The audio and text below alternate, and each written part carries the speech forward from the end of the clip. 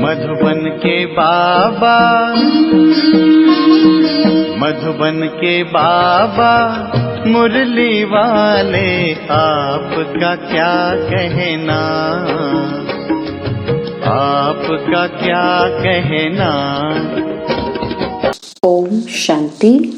आज 1 अक्टूबर 2022 के साकार मधुर महावाक्य हैं। आज मीठे मीठे बाप दादा बोले, मीठे बच्चे आपस में एक दो का रिगार्ड रखना है, अपने को मियाँ मिट्ठू नहीं समझना है। बुद्धि में रहे कि जो कर्म मैं करूँगा मुझे देखकर सब करेंगे। बाबा ने कहा, मीठे बच्चे आपस में एक दो का रिगार्ड रखना है, अपने को मियाँ मिट्ठू नहीं समझना है। बुद्धि में रहे कि जो कर्म मैं करूँगा मुझे देखकर सब करेंगे। और बाबा आज प्रश्न पूछ रहे हैं कि कौन सी अवस्था जमाने के लिए बहुत बहुत मेहनत करनी है। और उत्तर में बाबा समझाते कि ग्रस्त व्यवहार में रहते स्त्री पुरुष का भान समाप्त हो जाए, मनसा में भी संकल्प विकल्प न चले। हम आत्मा भाई भाई हैं, प्रजापिता ब्रह्मा के बच्चे भाई बहन हैं। यह अवस्था जमाने में टाइम लगता है। साथ में रहते विकारों की आग ना लगे, क्रिमिनल असॉल्ट ना हो, इसका अभ्यास करना है। माता पिता जो सर्व संबंधों की सक्रीन है, उसे याद करना है। मुरली का गीत है, बदल जाए दुनिया न बदलेंगे हम। ओम शांति। यह बच्चों की गारंटी व प्रतिज्ञा है। प्रतिज्ञा कोई मुख से नहीं की जाती है। जब बच्चे बाप को पहचान लेते हैं तो प्रतिज्ञा हो ही जाती है। हर एक इंडिपेंडेंट पुरुषार्थ करता है पद पाने के लिए। स्कूल में सब इंडिपेंडेंट पुरुषार्थ करते हैं कि हम ऊंच पद पाएं।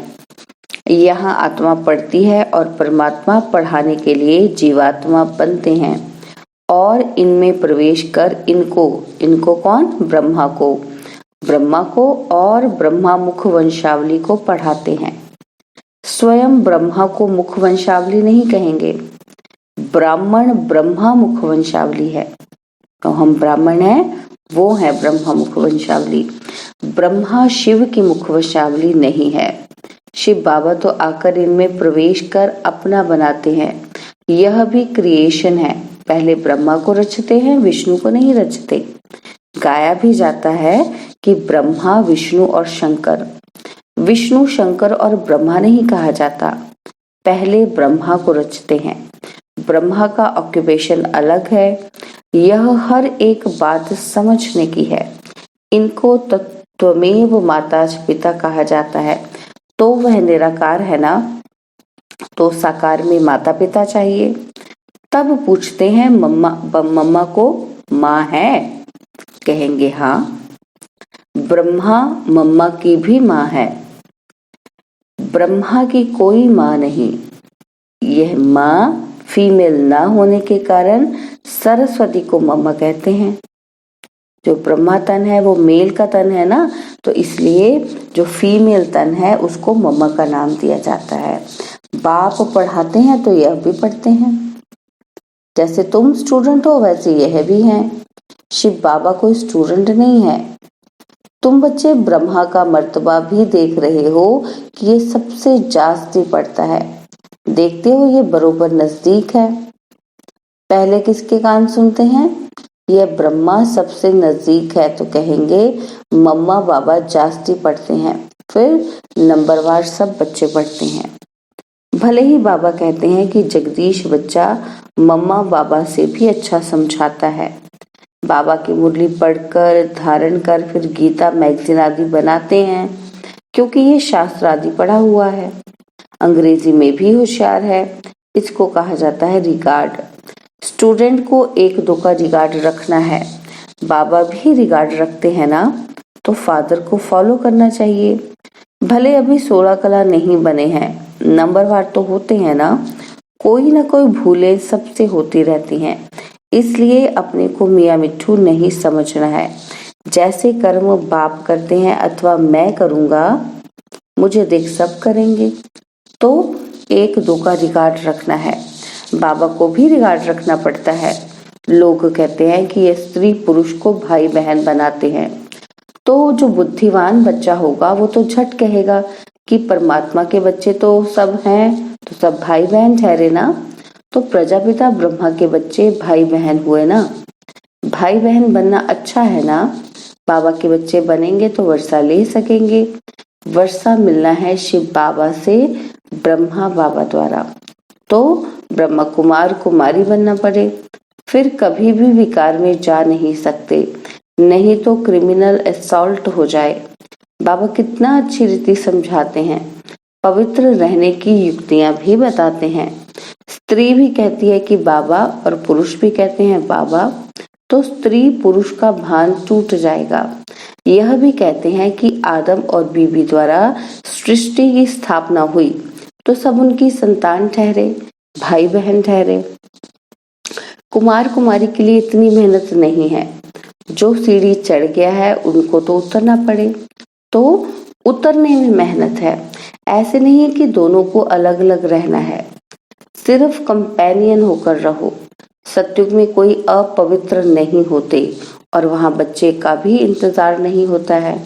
यहाँ बच्चे का इंतजार करते हैं, वहां समय अनुसार आप ही साक्षात्कार होता है। मनुष्य तो कहते हैं ये कैसे हो सकता है, भला यहाँ के संपूर्ण विकारी कैसे समझे कि वहां निर्विकारी होते हैं। वहां देह अभिमान होता नहीं और यहाँ देह अभिमान रहता है। देह छोड़ने पर लोग कितना रोते हैं और वहां रोना होता नहीं। वहां समय पर साक्षात्कार होता है कि शरीर छोड़ जाकर प्रिंस बनना है। यहाँ भी तुम साक्षात्कार करते हो कि तुम भविष्य में जाकर महाराजा महारानी बनेंगे। श्री कृष्ण जैसा बालक को गोद में देखते हो। साक्षात्कार से ये मालूम नहीं पड़ता कि सूर्यवंशी महाराजा महारानी बनेंगे या चंद्रवंशी, क्योंकि यह बिल्कुल नई बात है। इसलिए कहा जाता है कि पहले बाप को पहचानो। बाप कहते हैं देखो मैं कितना लवली हूँ। बाप कहते हैं कि सभी संबंधों की सैक्रीन मैं हूँ। मैं कहता हूँ मुझे याद करो। कहते हैं त्वमेव माता च पिता त्वमेव। एक एक बात में निश्चय बिठाना चाहिए, परंतु कोई न कोई बात में संशय आ जाता है, फिर राजाई पद पा न सके। इसलिए बाप कहते हैं मन मना भव। बाप को याद करो तो तुम आशिक ठहरे। यह है रूहानी आशिक माशूक।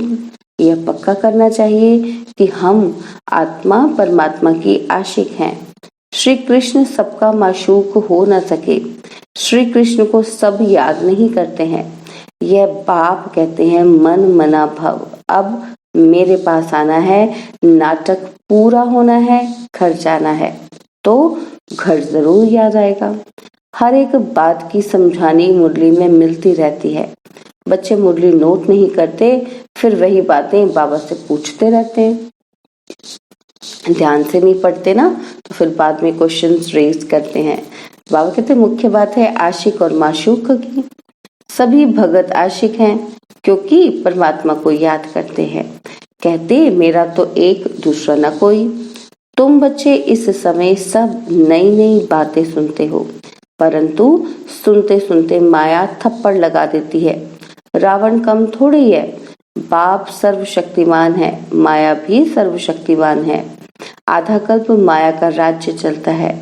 अब बाप कहते हैं 5 विकारों का दान दे दो तो ग्रहण छूटे, फिर भी एकदम छूटता नहीं है। कई दान देकर फिर वापस ले लेते हैं। यह पैसों की बात नहीं, विकारों की बात है। साधु सन्यासी पैसे के लिए कहते हैं कि दान देकर वापस नहीं लेना चाहिए, क्योंकि इसमें उनकी कमाई है। कई मनुष्य फिर सन्यासियों के पास जाकर कहते हैं बच्चा चाहिए। कहेंगे हमारी आशीर्वाद से हो जाएगा। अगर बच्चा हो गया तो कहेंगे हमने दिया, मर गया तो कहेंगे भाभी। अगर एक का कुछ काम हो गया तो बहुतों का विश्वास बैठ जाता है। ऐसे उन्हों की वृद्धि होती है।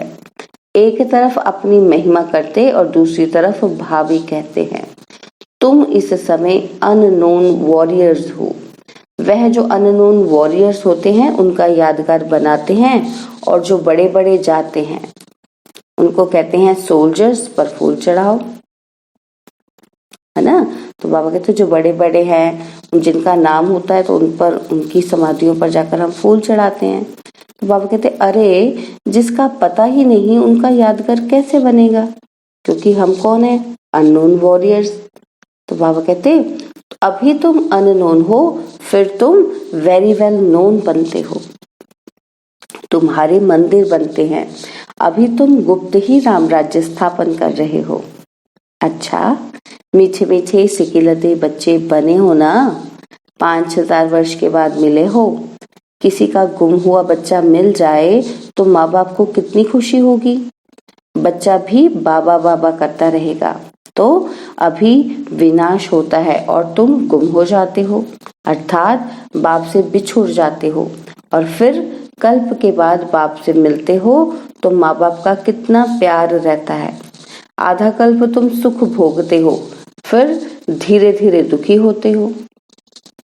सन्यासी कहते हैं ना, सुख कागविष्टा समान है, वह भी विकार के लिए कहते हैं। गुरु नानक ने भी कहा है, मूत पलीती कपड़ धोए, तो कौन धोएगा, वो कपड़े कौन धोएगा। यह एक परमात्मा ही है जिसको कहते ही हैं कि एक ओंकार सतनाम। तो सिख लोग ये गाते रहते हैं, मूल मंत्र गाते हैं ना। तो इस ज्ञान में तुम बच्चों की बुद्धि बड़ी श्रूड सयानी चाहिए, क्योंकि आत्मा को जगाना होता है, तो आत्मा भी श्रूड बनती है, वो भी सयानी बनती है। कोई कोई तो बहुत अच्छे श्रूड बुद्धि हो जाते हैं, माताएं कन्याएं बहुत अच्छी खड़ी हो जाती हैं। नहीं तो माताएं बैठ पति को समझाएं, इसमें बड़ी हिम्मत और निर्भयता चाहिए। बाकी तो सब नरकवासी हैं, दुर्गति में हैं। वह तो भक्ति में खूब नाचते ताली बजाते रहते हैं, सदगति तो होती नहीं। तुम बच्चे सदगति में जाने के लिए बिल्कुल चुप रहते हो। नारद ने कहा कि मैं लक्ष्मी को वरूं। वास्तव में लक्ष्मी को वरने के लिए तुम पुरुषार्थ कर रहे हो, भगत तो वर ही न सके। लक्ष्मी नारायण को कैसे राज्य मिला, कब मिला और वह अब कहाँ गए, ये सिर्फ तुम जानते हो, इसलिए तुम मंदिर में जाकर माथा नहीं टेकते हो। समझते हो कि हम ही लक्ष्मी नारायण बन रहे हैं। तुम्हारा माथा टेकना बंद हो गया था, बंद हो गया है। वह कहते हैं कि नास्तिक है जो माथा ही नहीं टेकते। बाबा कहते वास्तव में तुम ही आस्तिक हो, नंबरवार पुरुषार्थ अनुसार।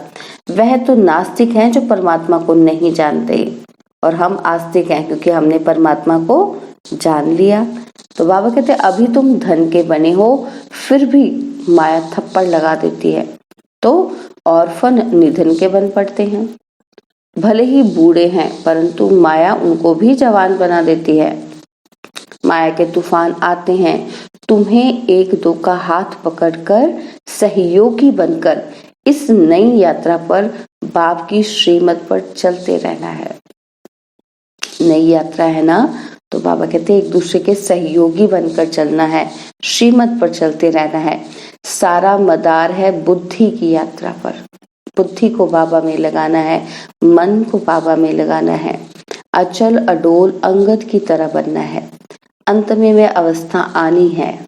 अच्छा, मीठे मीठे सिकिल बच्चों प्रति माता पिता बाप दादा का याद प्यार और गुड मॉर्निंग। रूहानी बाप की रूहानी बच्चों को नमस्ते। हम रूहानी बच्चों की रूहानी बाप दादाजी को दिलवा जान सिकवा प्रेम से नमस्ते। ओम शांति। प्यारे बाबा, मीठे बाबा, मेरे बाबा, शुक्रिया बाबा, शुक्रिया बाबा, शुक्रिया बाबा। धारणा के लिए मुख्य सार है, पहला पॉइंट है, एक दो का हाथ पकड़ सहयोगी बन बाप की श्रीमत पर चलते रहना है। बाप जो सर्व संबंधों की स्क्रीन है उसे बड़े प्यार से याद करना है। सेकंड पॉइंट है, जैसे बाप हर बच्चे को रिगार्ड देते हैं ऐसे फॉलो करना है, अपने बड़ों को रिगार्ड जरूर देना है। बाबा ने वरदान दिया, नथिंग न्यू के पाठ द्वारा विघ्नों को खेल समझकर पार करने वाले अनुभवी मूर्त भव। नथिंग न्यू के पाठ द्वारा विघ्नों को खेल समझकर पार करने वाले अनुभवी मूर्त भव। विघ्नों को देखकर घबराओ नहीं। मूर्ति बन रहे हो तो कुछ हथौड़े तो लगेंगे ही, तो हैमर से तो ठोक ठोक कर ठीक करते हैं। तो जितना आगे बढ़ेंगे उतना तूफान ज्यादा क्रॉस करने पड़ेंगे, लेकिन आपके लिए ये तूफान तोहफा है अनुभवी बनने के लिए। इसलिए ऐसे नहीं सोचो कि क्या सब विघ्नों के अनुभव मेरे ही पास आने हैं। नहीं, वेलकम करो, बोलो आओ। नथिंग न्यू का पाठ पक्का हो तो यह विघ्न खेल लगेंगे। स्लोगन है, सत्यता की विशेषता हो तो आत्मा रूपी हीरे की चमक चारों ओर स्वतः फैलती है। सत्यता की विशेषता हो तो आत्मा रूपी हीरे की चमक चारों ओर स्वतः फैलती है। तो आज हम मातेश्वरी जी के भी अनमोल महावाक्य सुनेंगे।